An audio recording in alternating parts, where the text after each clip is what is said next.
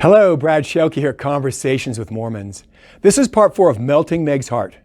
Meg's pride led her to misunderstand her place in God's world. Why did this happen? Meg and I, and you, were born loving independence.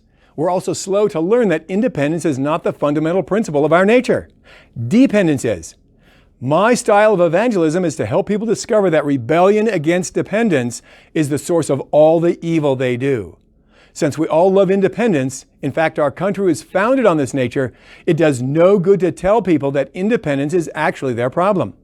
Also, none of us want to admit we're slow to learn how life works. I needed to make Meg curious to want to discover these things. I described last time in episode 32 how I bypassed her pride to do just that. How do I proceed once she's curious? I bypass her pride. If dependence is the fundamental principle of her nature, then her desire for independence is a contradiction to who she really is. This contradiction isn't merely a point of wrong information on Meg's part. It's self-betrayal at a deep level. I needed to help her notice her self-betrayal and do it in a way that bypassed her pride in order to give her freedom to be vulnerable and even intrigued to discover the source of her self-betrayal. If I didn't do this, she would respond in a way to protect her ego, which is empty, fragile, painful, and busy. Here's how I worked my so-called magic to do it.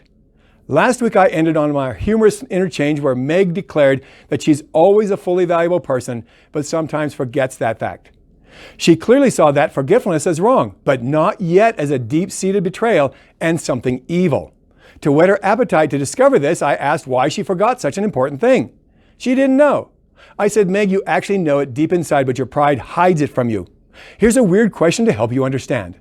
Do you like men objectifying you? She replied that she's a person, not an object. I then asked if she would encourage me to objectify anyone. She said that's always wrong. Is it okay for her to objectify people? She declared that it's always wrong for her too. I then asked if her negative thoughts included self-condemnation. She said they often did. While condemning yourself, were you rejoicing in being a fully valuable person? She said no. So were you seeing yourself as a person? She replied, more like an object. What were you doing when you saw yourself as an object? Meg smiled in surprise and said, objectifying myself. I thought you said that's always wrong. She responded that she did say that. Then why do it if you know it's wrong? Meg replied that that was what she wanted to know. Meg now saw her self-betrayal and was surprised, maybe even shocked by it. Why treat herself like an object if she's always a fully valuable person? She had never noticed that before. At that point, I smiled and said, the reason is a surprise.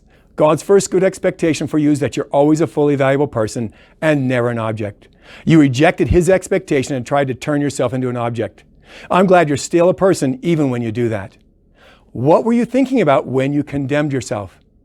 Meg said she wasn't doing as good as she thought she should. Minutes earlier, I had told Meg that God has 4 good expectations for her that Satan deceives her about. It was time to reveal the second one, God's good expectation for how to measure good behavior. Meg, should you have good expectations for yourself? She confidently said yes. Her yes gave me permission to use God's key of knowledge on her heart to bring her to Isaiah's experience of his pride being melted by God's goodness, by His flawless moral law. I said slowly, Meg, your self-condemnation reveals a problem with your expectations. They're too low. She responded with a smile of surprise and said she thought they were too high. She obviously wanted to hear more from me. My intentional long pause before saying low invited her to finish my sentence for me. Many people do and always say high. I then immediately say low and watch for the response of surprise. I often draw attention to that fact of their surprise. Next time we'll explore why I asked that question and how it leads naturally to the key of knowledge that opens the door into eternal life. Until then, please join me in thanking God for giving us a key into moral goodness. Welcome to the conversation.